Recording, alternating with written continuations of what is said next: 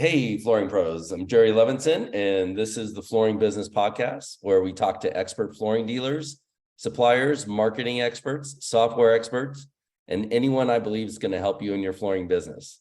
Now, my mission is to give you good information that's going to help you reach your goals. So if you're just starting your business out, or you're trying to get to 5 million in sales, or you're getting ready to sell the business, you're going to find useful information that'll help you reach your goals and profit now in the flooring industry. The Flooring Business Podcast is sponsored by FloorZap. So for the best flooring business operating system and websites in the industry, contact FloorZap and they'll take great care of you. So this week, I've got the rising star, Cesar. I always pronounce your name wrong. Your wife reminds me. Cesar? Cesar, yeah. Cesar Partida.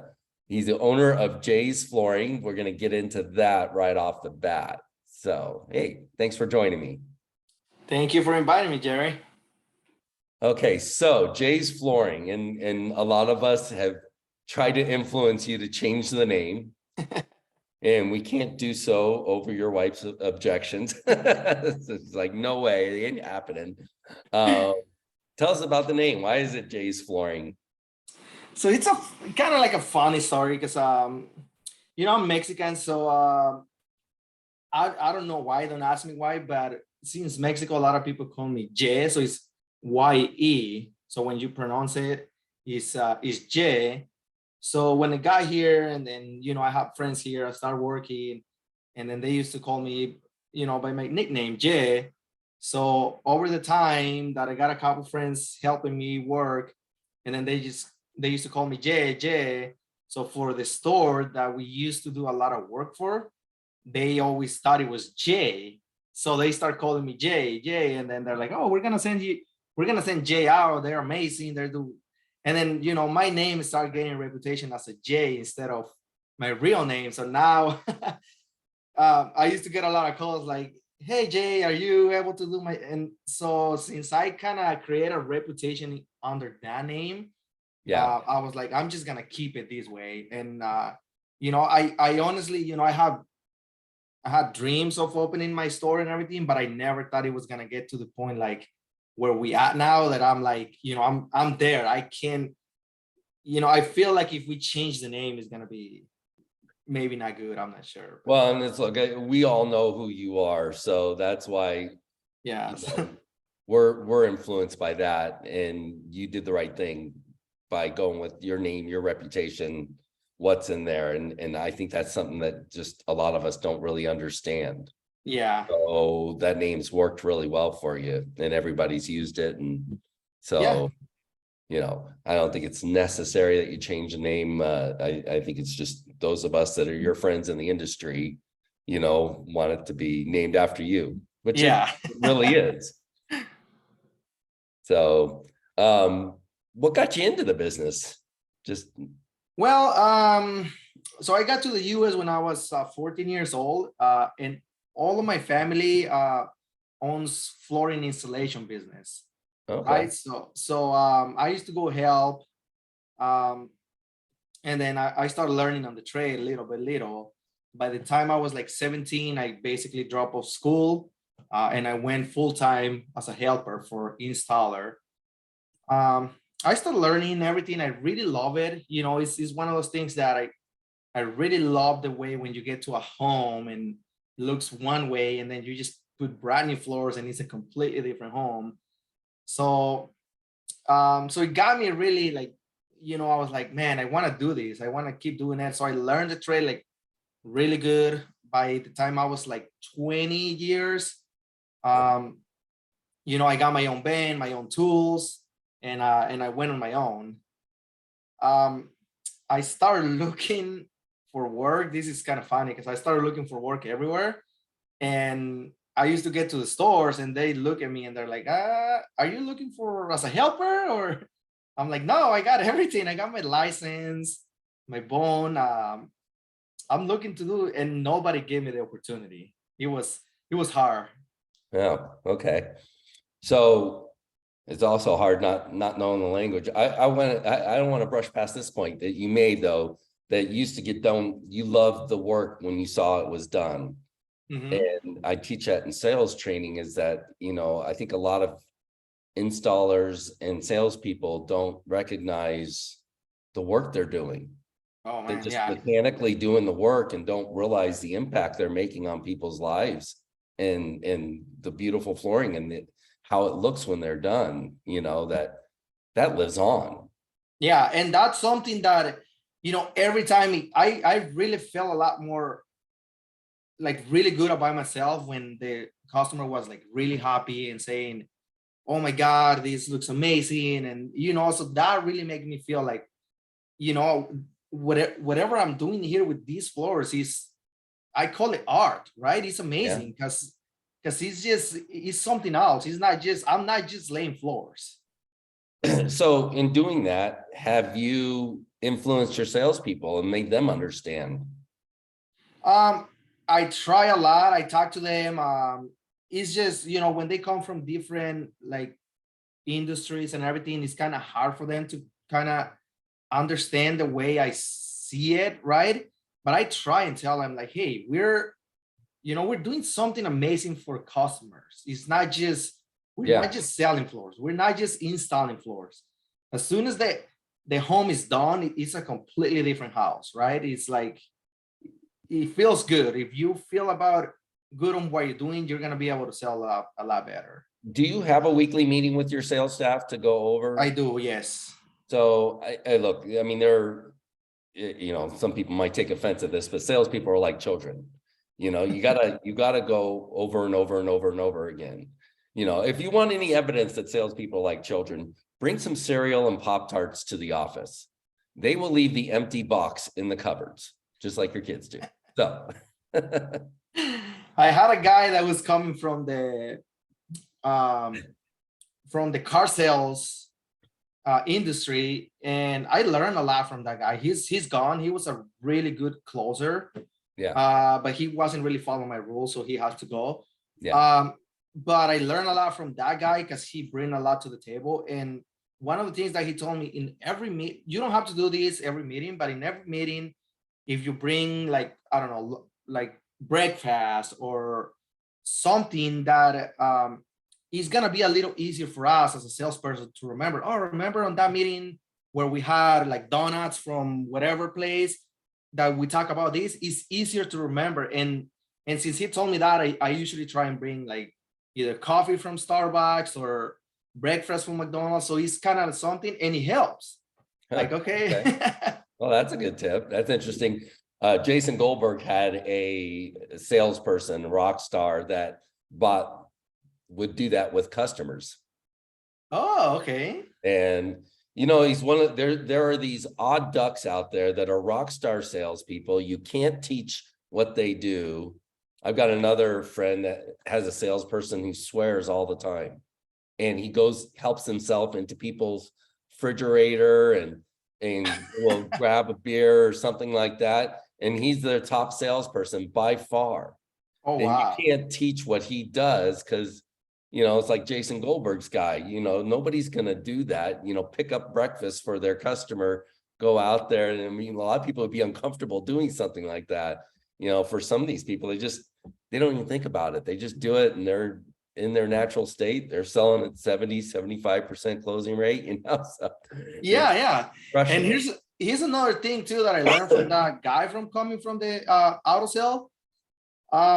He said is if a lot of salespeople from Florida understand this, he's like, usually when someone comes to the dealership, we have to try and get into their life somehow, like ask about if they have childrens or stuff like that. When we go out to their house, he used to say, to me it's like a paradise because I go into their home and I see everything that they like. Yeah. Then it's a huge conversation about anything, and I get him on my pocket. He's like, he used to close really good jobs at like 45, 49 margins. It was amazing. Yeah. So some people send out somebody to measure, they get all the information back, and then the decorator does the sale. Mm-hmm. Works it up, sends the email out. And I'm like, how can you do that? You're not in the customer's home. You can't decorate. How do you make Yeah. suggestions of what's going to look good if you're not in that customer's home? And Yeah, then, yeah, like you said, when you go in the home, you could see all this stuff about them. You can see if the kids were in the military, family photos. You can exactly. see their decor, see their lifestyle, see if they like wine or coffee, or, you get all these things that are very impactful. With us, I always taught, I want people to buy from us when it has nothing to do with product, price, or service. I want it to be about something else. Yeah, And usually we adopted kids or a religion or politics. Religion and politics to me are fair game if that's an interesting conversation to your customer. yeah, If you exactly. go in there and they're watching Fox News, they're conservative. Okay, you can have a conversation that might be the same. If you differ from them, maybe just avoid that conversation. But if it's something they're interested in, then talk about it. Yeah, Especially if you're sincere and interested. Don't lie and make things up. But yeah, it's just and I come usually when the other flooring store that I coming from when I was an installer, they used to send the installers to, or they still do. They send their installers to do the measures and everything. And I always, I was like, why are they sending us when they can go in and do the sale at their home? Right. So I started learning a lot on that. So which I thank them for that.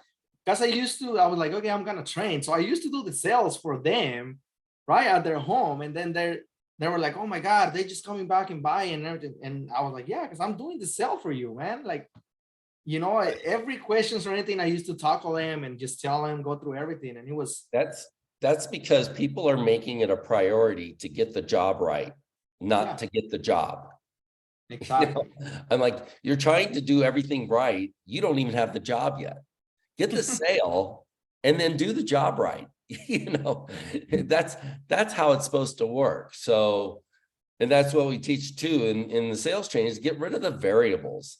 There's certain things that, in every home, to the second floor, there's about 15 steps.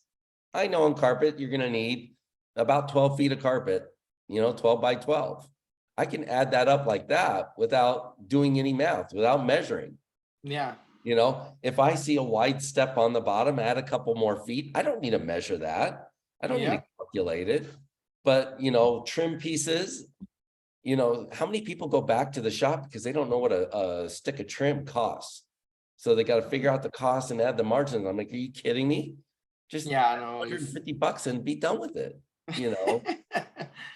or they want to figure out some little variable cost. It's like, just add some money to the project and be done with it. Or they have to enter it into their software program, Which drives me crazy. It's like, don't ever, I believe in using Floors app. I think it's great software, but don't ever allow any software program to slow down the process of getting the sale. and I'm really huge on that. Like, that's what I told them. We're going in the home to make the sale. I don't care. Try and get on your margins, stay high just in case we forget a little bit of something. We're still gonna be good at the end, right? Yeah. So let's take that a step further. They had you come to the home to buy flooring, not to get a price. So, and that's the other big influence I'm trying to make to people is saying that, look, they had you out there. I liken it to going to shopping at Dillard's and you buy a bunch of clothes. You go up to the cash register. You're not doing it to get the price on clothes. You're doing it to buy the clothes. After you get the price, you don't say, well, we'll think about it and I'll let you know. Yeah. But we treat the estimate as if we're there to give them a price. No, you're there to provide flooring. You're there to help them decorate. The price is the price. Yeah, and that's what I told my sales guy, like we're there to make the sale. We're not there to don't go in there thinking that, oh, we're just going to give an estimate. I'm like, no, always assume that we are already doing the job with the customer. Like, oh, when when we're gonna be here doing this, and so I always assume that we are the ones doing the job, and that helps a lot. That's great leadership. I tell you, and doing that over and over again at your weekly meetings and just drumming it into their head, that'll give them so much confidence, any salesperson that you're hiring. So great job on that. Yeah, Where are you no. guys located at? We're in Marysville, Washington. Marysville, Washington. Okay. What's the economy like there? How are things? I mean, it's a pretty strong state. I haven't felt any slowing down. I mean, it's slow, right? But I haven't really felt it much. I mean, I'm higher this past month. I'm higher than my 2 years before. So, that's what I said. I haven't really felt that it's going to slow down on my end.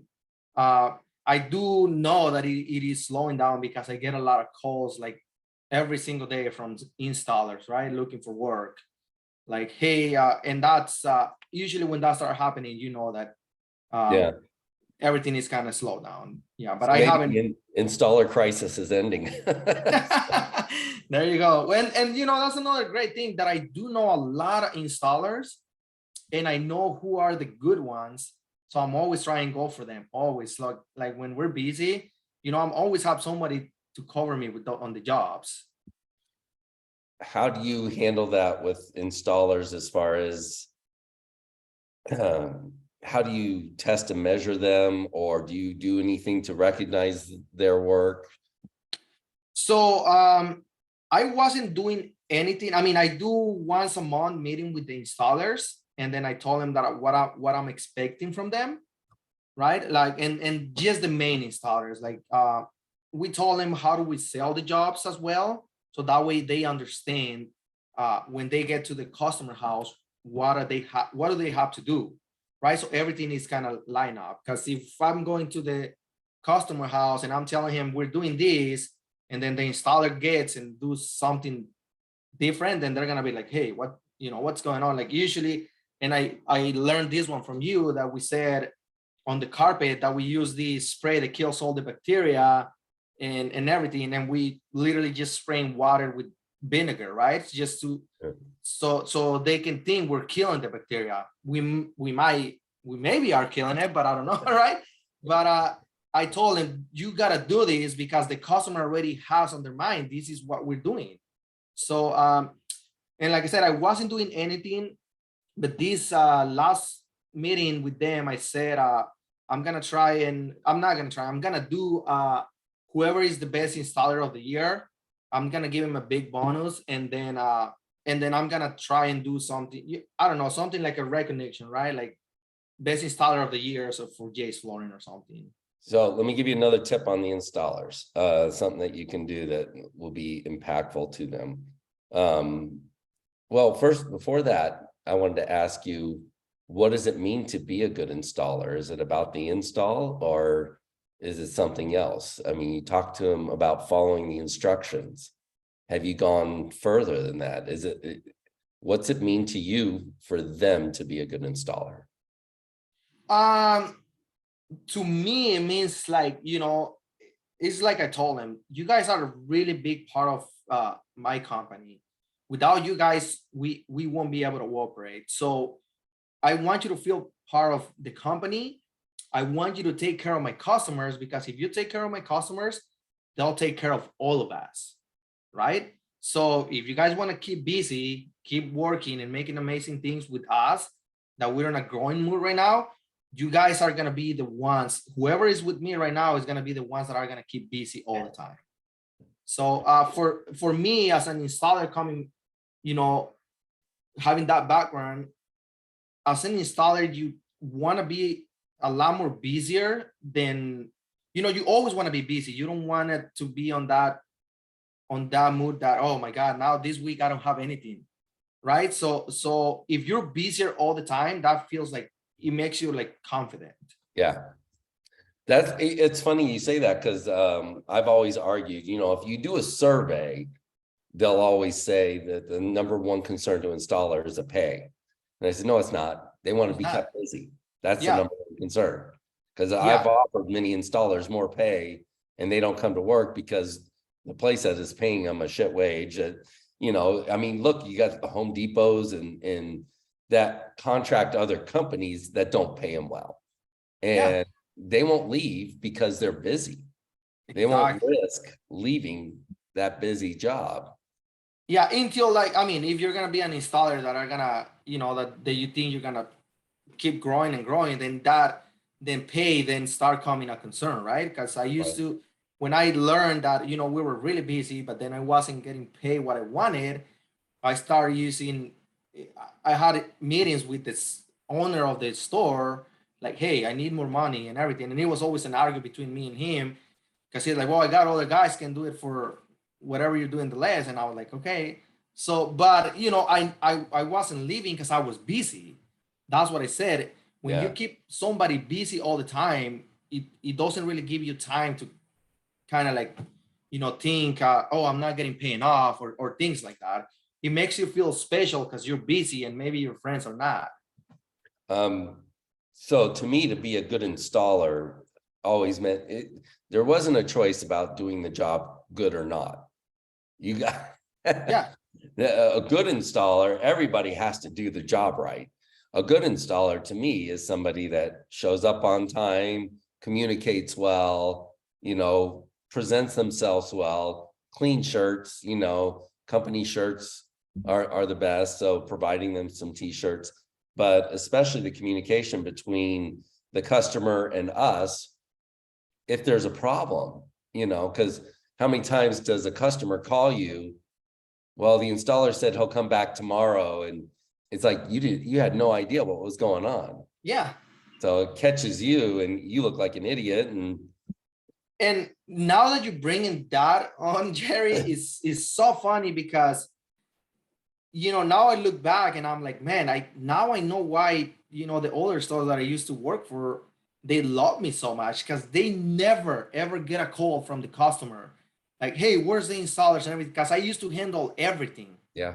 Right. I used to handle all the installations like the right way. Like they will not call the store. The only call they will do to the store is either if there was like a repair on the future or to pay. But other than where's the installers, what time they're gonna be there, they never get those calls, and we get those kind of calls a lot. So now that you're saying that, yeah, it's installers have to, I think they have to man up and be like on top of their game, like calling the customers, hey, we're gonna be there, I don't know, at 10 in the morning, and instead of us getting those calls at the store, right? So one thing I did notice is that you got 101 Google reviews. It's only 3 stars average. No, I'm kidding. It's 4.9. Don't want to freak out. So how do you get those reviews? I asked for him. You asked for them. You don't have any special fancy gadgets, No, podium, or you know, I paid one company to get me reviews, and in less than 1 month, I was like, okay, you guys are fired, because they used to email every single one that it was on my, you know, on my emails. And you know, there's a lot of people that I have on my emails that I haven't done business with, and they used to, you know, email back like, hey, I don't know who you are, or you know, things like that. How like, yeah, just don't. So yeah, no, we just I still get an email from you like twice a month or something saying, hey, will you review our company? You shouldn't anymore. Yeah, you shouldn't anymore. But yeah, it's funny, but because a lot of people like that, like, hey, what's going on? Do you want me to give you a review? And I'm like, no, it's not working the way it's supposed to be working. But yeah, no, every single customer. So I have you know, so when my salespeople do the sale, they pass all the information over to a customer service specialist that I have, and she's in charge of ordering all the materials, following up with the customer, put them on the schedule, everything. And when they paid everything, she's in charge of sending them, hey, can you give us a review and stuff like that. And it's been working great. So let me give you one big tip that'll help improve the reviews and your installers. Okay. When you call the job up, ask them to rate the installer from 1 to 5. Okay. And then if they give that installer a 5, say, hey, would you mind doing a review and mentioning the installer's name, we share that with the installer. So this does a few things. One, it makes the review longer and better. Two, you're not asking for the review for your company. So it's not like a personal, hey, will you give me a review and do me a favor?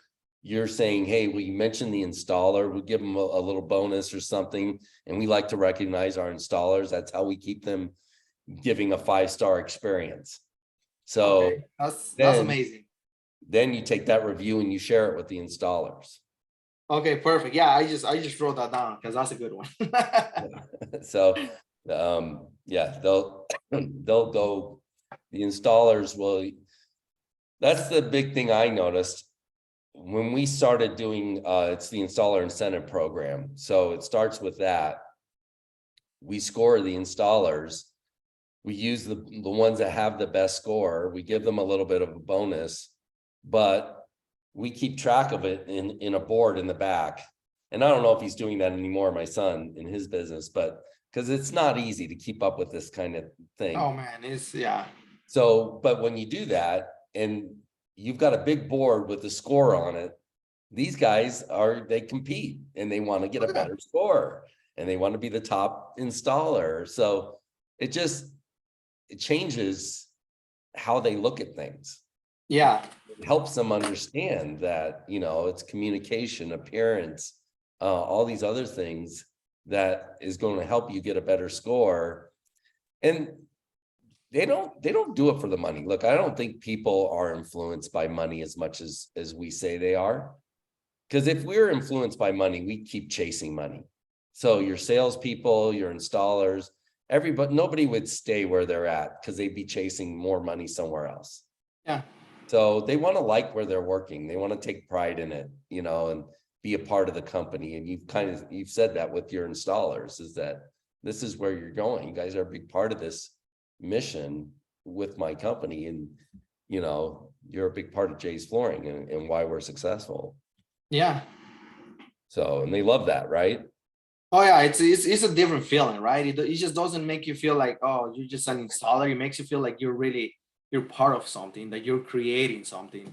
And that's what I try and, everybody, my sales guys, my warehouse guys, everybody, I try to make him feel like, they're part of something. We are creating something. I can't do it by myself. I need you guys' help. Yeah. So yeah. Do you mind sharing some numbers with us? I can, yeah. Okay, so do you know your average ticket price? Yeah, so our average is probably about 6,500. About 6,500. And do you know your what profit margin are you aiming for? What do you guys? So after all of like every month, but last year, let's talk about last year. So last year the margin overall, it was about 43. That's really good. That's awesome. And then what's your closing rate? What was it last year? So our closing rate last year, I think it was about 50. Okay. I think 50 is about average. I think, look, we try to close every job, try to close in the home, and the people who aren't closing in their home are probably closer to 20 to 30% closing rate. And, so it closing in the home is not magic, but it just improves your odds of trying to get the job. And even when we try to close in the home, I noticed in window coverings, it was a lot easier. Flooring was a little bit more difficult to close in the home, but it just improves your odds. And then the follow-up is stronger too, because you're following up to close. They're already frustrated with another company that came out to give them an estimate and they haven't gotten the estimate yet. Yeah, exactly. So, and they don't understand why it's taking so long. So, now for marketing, what do you guys, what's all the marketing channels you're using? So we are using, so now this year we start with, so we're using Google ads, Yelp ads. We're doing direct mail, which is a magazine and the paper. We're doing billboards. We are doing Facebook and Instagram. We're doing direct mail, email campaigns.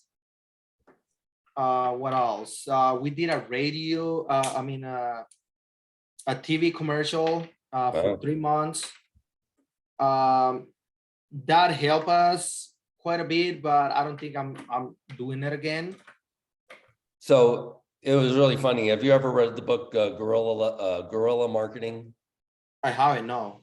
By a guy, Jay Levinson, not related. But I thought when I was a small business owner, I thought, when I was starting out my blind business, I thought this is ridiculous. I mean, I can't afford to do all these things. And then I started thinking about all the stuff I was doing. It's like, oh, I really am guerrilla marketing. I mean, I got, the trucks, the networking, the mailers, referral, repeat customers, and and that's one. Have you done anything to previous customers? Not to previous customers. And that's something that I'm trying to put together with my marketing people that does the direct mail emails to try and do something to retarget them again, right? Like, I don't know. So they just don't forget about us. Because Right. usually they're gonna have a friend. I don't know. And I seen it because we do a lot of Facebook ads, and I seen it's nice, right? Because a lot of old customers are actually commenting on my ads and saying, oh my God, you guys did our floors, you guys are amazing, 100%. We recommend Jay's Flooring 100%. And I really love that because it's all customers, like, going in there and just basically saying that maybe they didn't give us a review, I don't know, but they're helping us on our ads. Hang on one second. So, yeah, it's a lot of people don't go after their previous customers, don't have any kind of campaigns that stay in touch with them. And so a lot of people I've talked to, I think I talked to you about this at Surfaces. One of the best ideas for going after previous customers and even doing Facebook marketing is to consider the name change. You tell them the story and all that, even though you're not going to change it, but ask their opinion, because it's engaging, and it's engaging in a way that you're not soliciting, you're asking them for their advice. Yeah, so, people love to give their advice. So that was actually a good one. And I was talking to my wife about it. And I'm like, I think we're going to do this. It's going to be fun. Even though that, how she is. She's like, we're not changing the name. So right. And I'm like, no, you don't have to. And same thing, I've done this with several people with their logos. They've already decided which logo. They've already decided which colors. I'm like, still send it out, because it's really good marketing. Yeah. So we're definitely gonna try that. I'll let you know how it went. But yeah, But no, we're not changing the name. It's gonna be a good one. I know. So if you don't mind us talking a little bit about this, I noticed your website is Omnify by Mohawk, but you're in bed with Broadloom. You're part of the FSU program, but you're also using Floors app. So you got engaged to several people, but not married them totally. So, of course. It's which I love. I mean, and I don't think people understand that if you do work with Broadloom in some areas, it doesn't mean that you have to 100% use all their programs. There are several people in the FSU program that are using other things that they may provide. So you've done a lot. And look, when you were at Surfaces, you were the golden child. I mean, there are people that want your business. Oh yeah. I mean, I felt it. Like, honestly, it's amazing because I see, I honestly see my business on 5 and 10 years, and I know where I'm gonna be standing at. And I have that really clear, right? Like where I'm going. And I love that big companies like Shaw and Mohawk and them, they now they really want to be part of my business. I am what I think is like, whoever's gonna help Jay's Flooring keep growing, welcome aboard. Whoever is just like in here and trying to just, I don't know, not helping me is going out of my store. So and I'm still, looking around and see what's gonna be our best fit.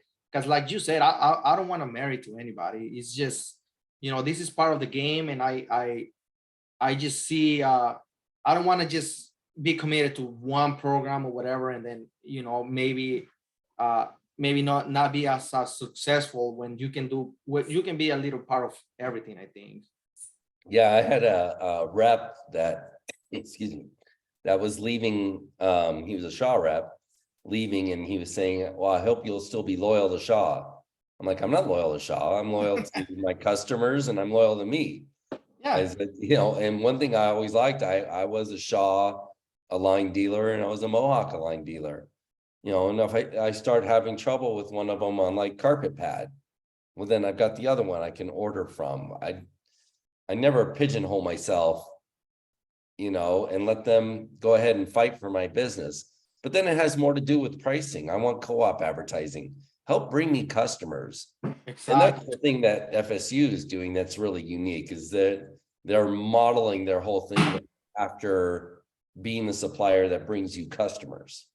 Yeah, so and I really love FSU. FSU honestly was one of the ones that really helped me, like do that step, because I was having hard time with Shaw opening on a, they did open an account with me, but they honestly they give me like 2 little displays with carpet, and then 1 little display with hard surface. Same with Mohawk. They reps came, they saw everything, and they're like, oh hey, I have a couple of displays on my garage, and I was like, yeah, bring them over, I don't care. In 6 months, I probably sold around 100,000, 150,000 on the first year to Mohawk. And as soon as they saw my numbers, they were like hawks on me, like, hey, can we bring in more displays and this? So I was like, okay, so that means I'm doing something good. Same thing with Shaw, right? Shaw, after they saw the numbers and everything, they wanted to bring more displays in, and it's like, that's one of the things. I didn't care whoever, if it was on their garage and it was there, just bring it over. I want to show you what I can do. Yeah. After I get FSU, which is all the displays and everything, that's when, kind of like reps start looking a little more concerned, because they're like, okay, now this guy is doing something different. We really want to get in there. So that's what I said. FSU definitely helped me a lot on that end. You're like, hey, I'm dating this girl now. Now you think I'm cute? Exactly, yeah. Wasn't that good looking to you before, but now okay. I see how you are. Yeah, I actually got one rep from, one rep that came in. He probably didn't came in for, I don't know, 3-4 months. And when he walked in, he opened the door, and then he started looking around like, wait, am I on the right store? And I'm like, hey, how you doing? And he's like, oh my God, this is a completely different store. What happened? So I was like, oh yeah, do you like it? And he's like, it looks amazing. So I was like, yeah, by the way, your displays are all the way on the back if you wanna go check them out. Always thought what was funny is sometimes I had displays up front, but I purposely put them in that spot because it was actually the worst spot, because customers walked right past it. It was designed as a filler spot, and in a spot that they wouldn't see, but so they'd be excited that it was up front. It's like, no, nobody sees it. They just pass by, walk right past it. So not every spot in the showroom is good, and front, back, first, last, it doesn't matter. Yeah, and that's what I told the reps too. I was like, honestly, to be honest with you guys, we're gonna sell whatever we think we're gonna sell, right? Like your display can be all the way on the end, but if my guy, my sales rep, really likes you, he's gonna take those people there because he likes you. He likes to sell from you. So you don't, and that's what I told him, because they're like, oh, do you want me to come in? And I'm like, you don't have to come in. I don't care, right? If you make a really nice relationship with my salespeople, maybe that's gonna help you. But if you don't want to come in, don't come in. I don't really care. The problem with the manufacturer's rep is they teach you about the product. They don't teach you how to sell the product. And the Yeah. things they teach you about the product will more times hurt you in your sales. Because then you're focusing on, what makes this stain resistant carpet rather than why is this beautiful? Yeah, and that's one of the things that I told my salespeople. Don't bring anything of that, like the 20 mil or whatever. Don't even start talking about it. If they bring it up, then of course talk about it, but don't go there. If they say, oh my God, this floor is really good, I love it, it's amazing, just sell that. Right. Don't worry about the wearing layers, don't worry about what it's made of. Now, if they start asking you all those questions, then of course you want to get into that details. But if they don't know anything about that, just sell the job. That's it. Just make it simple. We got to make it simple for customers. How's it working out? And if you don't mind, you don't have to answer this question, but how does it work out for you now that, because Omnify and Mohawk are separate from Broadloom at this point? Or are they? That's I'm been not a little confusing. It's confusing to me as well, because I'm not sure if Broadloom's still in charge of Omnify. I don't know. I mean, I was just, surfaces. I was talking to the reps, and they really, it was amazing, like I said, because then I negotiate better prices and everything. And they were really pushing on, like, hey, you got to stay Omnify, because the first year with them, I sold, I think it was about 250,000 with them on the year. And last year it was like 90. So they're like, they see a big change. So they're trying to do everything they can so I can keep, bringing more business in. You negotiated for more co-op money. Yep. Good. More co-op and better pricing. Good. So yeah, on the bottom of your website, it says Omnify, Mohawk, and then Broadloom. All of them are there. So I'm like, yeah, I'm not sure. I mean, maybe Broadloom is still part. To be honest with you, I'm not 100% sure on that. yeah, and Broadloom controlled it before. So how are they still managing some of the sites? Because I know they've had to switch. I mean, they really did interrupt the industry, and I like, whether I'm on board with them, I like them or not, I know that what they've done is force Shaw, Mohawk, and these other guys to say, oh crap, we got to do more. We got to do better for these customers. We got to help them get business. To me, the supplier that does the best is the one that helps you get business. Not the one that gives you the best prices. Exactly. And that was one of the things, right, that made me change the way I used to see things. Because I'm like, okay, this company is really bringing me customers in, asking for their brands. What are you doing to do the same thing? Yeah. And it's hard to be honest with you, it's hard to them to answer that question.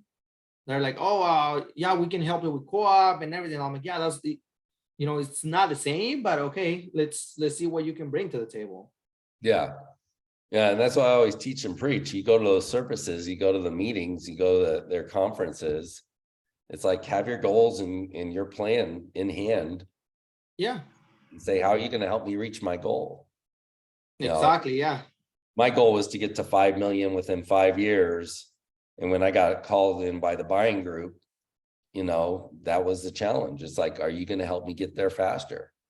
And the ones I saw couldn't, they didn't do a better job at marketing and things. That they were all about getting you a better price. Yeah. It's like, I don't need a better price. I mean, the price is the price. I'm selling it, because if you fall into that trap about being so concerned about the price all the time, look, Home Depot beats our price every day. Yeah. I mean, their price on some of our products is below my wholesale price. Yeah, I love it. Yeah, if I'm going to get caught up in that, it's just close up shop and go home. Yeah, because I'm not going to beat them. Exactly. Yeah. So, and as I said, I really loved about the Home Depot thing and Lowe's, because we're like really close to Home Depot, probably like 5 minutes away. And I cannot tell you how many customers we got frustrated walking out of Home Depot looking for a real flooring store. and Yeah. we're the first one. So they come in and they're like, "Oh my God, we're coming. Don't worry, you're in the right place. We're gonna take care of you." And it's a different feeling, honestly. Yeah, I always tell the story about the customer that came in just came from Home Depot and wanted to know if I had any carpet for $2 a square foot. I ended up selling them a carpet for $6.50 a square foot. It was just night and day how I handled them. So different from Home Depot. And, but if you're prepared and you know how to handle that customer, it's easy and you don't have to go with that price agenda. You just have to be prepared to handle them properly. Yeah. And that's for everybody in the company. What is your overall goals? What's your 5-year plan? So my 5-year plan is to be at least probably I'll say about 5-6 million company. And then my 10-year, I want to get my company to be a $10 million company. But more than that, I want it to be the best store in our county where we are. Anybody that thinks about floor, they need to be thinking about us. That's my real goal.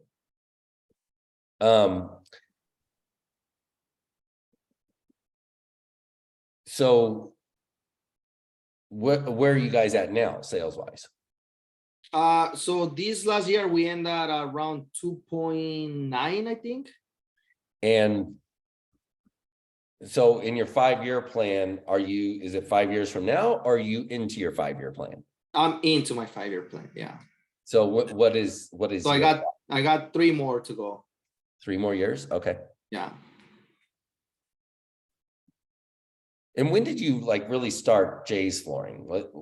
So Jay's Flooring start at the end of 2020.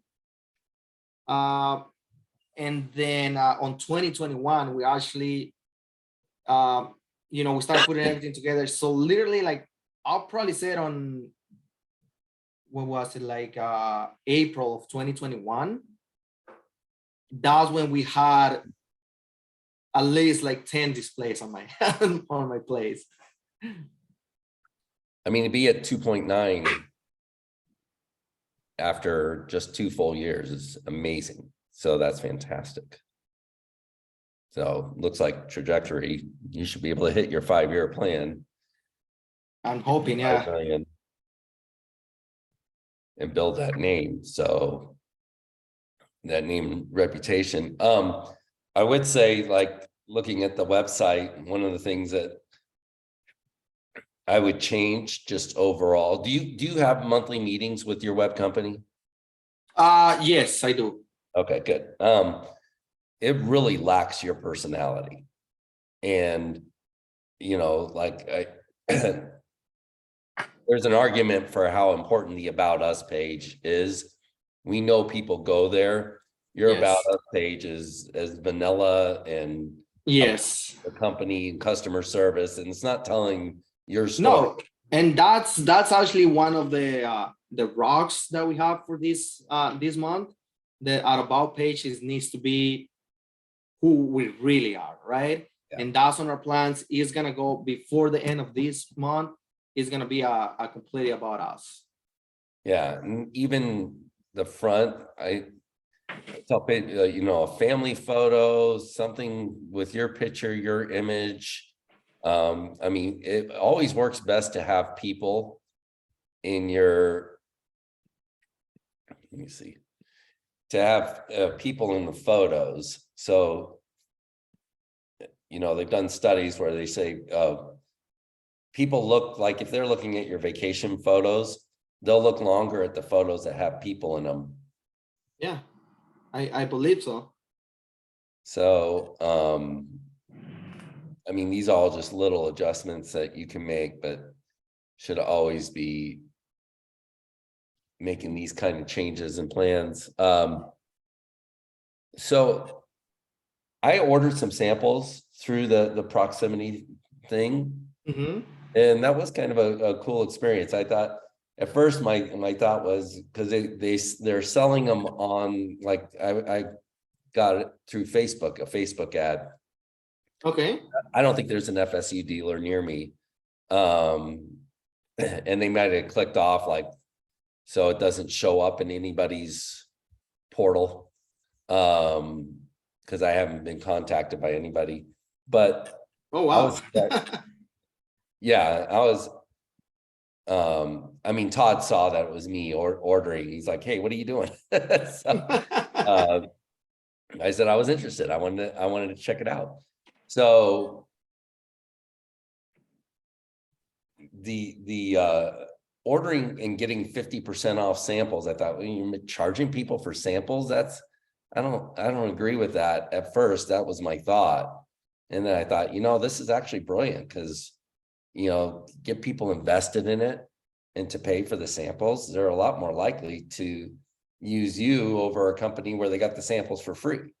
Yeah, 100%. Yeah, it's just more like, they're saying, when you pay for something, you're more likely to use it instead of, getting something for free. You're just like, So yeah, I mean, it works amazing.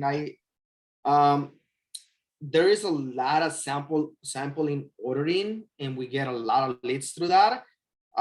There's still need to be something, I think there still need to be something a little different, because we do get a lot of leads just by sampling ordering. And then as soon as we,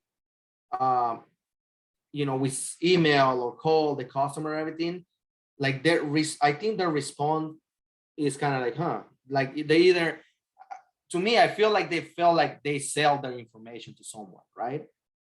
Instead of being proximity or, I don't know, Doma or Newton, contacting them directly is a dealer now.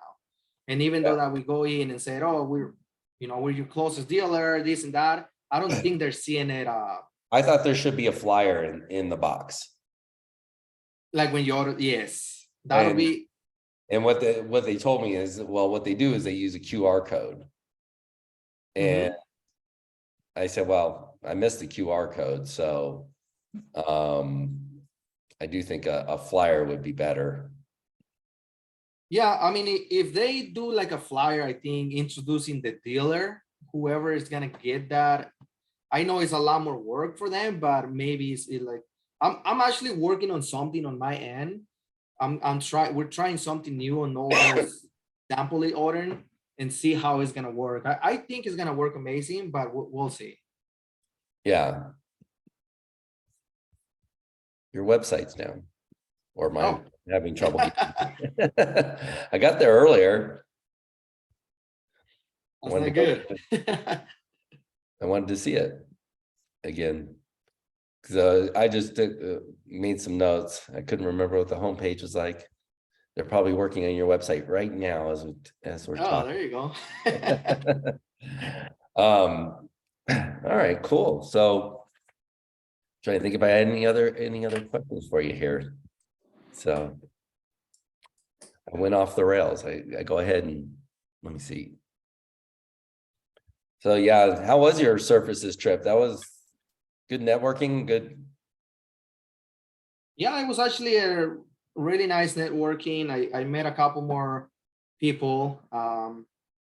It's always good to have people in the industry that are kind of like in a different state, because if you keep engaging and everything, you can actually give each other different thoughts and ways to help them that it can help you and stuff like that. Right. Oh, I love that, because you're able to share problems and in pricing and everything else with somebody that's not your direct competition. So yeah, that's awesome. So all right. Well, I appreciate you doing the podcast. It was really good. I think it'll be entertaining. You're definitely a rising star in the industry, somebody to follow. And, you've set a lot of good examples for people, especially the ones that are transitioning from installer into retail store owners. I guess last question, I meant for this to be the first question. What do you know now that you wish you knew then, that when you started? What would you have done differently? I mean, I think a lot, right? Running a business is a completely different thing than running an installation crew or it's just so much things that I have learned that there's just like so much, right? Like, I wish before that I knew before now, it is I don't know, somebody told me about more of the marketing, because I was trying to figure it out. How do I get customers in my stores? What do I do, right? So I kind of learned on the hard way on marketing, but I think I can handle it really good.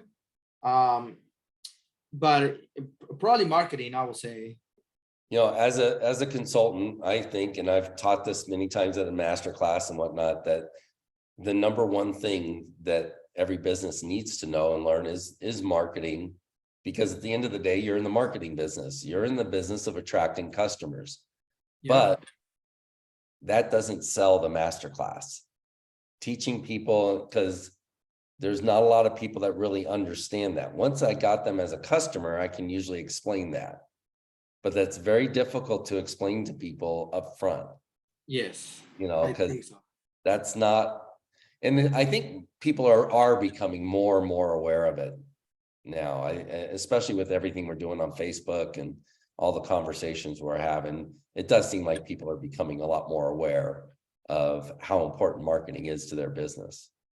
Yeah, I mean, like I said, and the way I think, whoever is the loudest out there is the one that is gonna get noticed, right? Yeah. So that's why I love it, because there's a lot of people that comes to meet, like friends and family and everything, and you know, they're seeing, man, we're seeing you everywhere, which Yeah. is, to me, is amazing. Like, you're everywhere. You popped up on my. So that's really nice. Like, okay, at least it's working. It's, you know, I know that whatever I'm doing there is working. Yeah. All right, great. Well, thanks for doing the show with me, and that was good and enlightening. I think a lot of people get a lot out of this one. So it's really good to talk to a guy with boots on the ground that's going through it right now. So no doubt you're going to hit 5 million in your 5-year mark. That you're on track to do that. You'll get there easily. So you're growing it right at the right pace. So, you know, I don't have any doubt you're going to get there, taking advantage of every opportunity that comes your way. It's fantastic. So Yeah, well, thank you, Jerry. And yeah, I mean, thank you for the invitation, and hopefully this helps, you know, a lot of people out there. And if they got any questions, they can always send me a direct message. I know you're great on helping. You did help me a lot when I was, you know, growing. One of the things that you helped me, I don't know if you remember or not, but it was about margins. When I first, you know, I didn't really know much about margins. I did send you a message, and you reply back. You even said, like, you wanna get on a call, and we, you know, I called you and you answered. It was amazing. So I really, you know, you're being a really good example for me to on the industry. So thank you. I really appreciate you. appreciate it. Thank you. Awesome. So enjoying your success. It's fun to watch. All right, guys. So thanks for joining the Flooring Business Podcast. If you'd like to have a one-on-one discovery call for your flooring business, we can review where you're at and how you can increase sales and profits by over 30%. You can go to jerrylevinson.com, and there's even a free assessment there. You can score your business, see which areas need improvement. So everybody have a great, profitable week and an excellent year.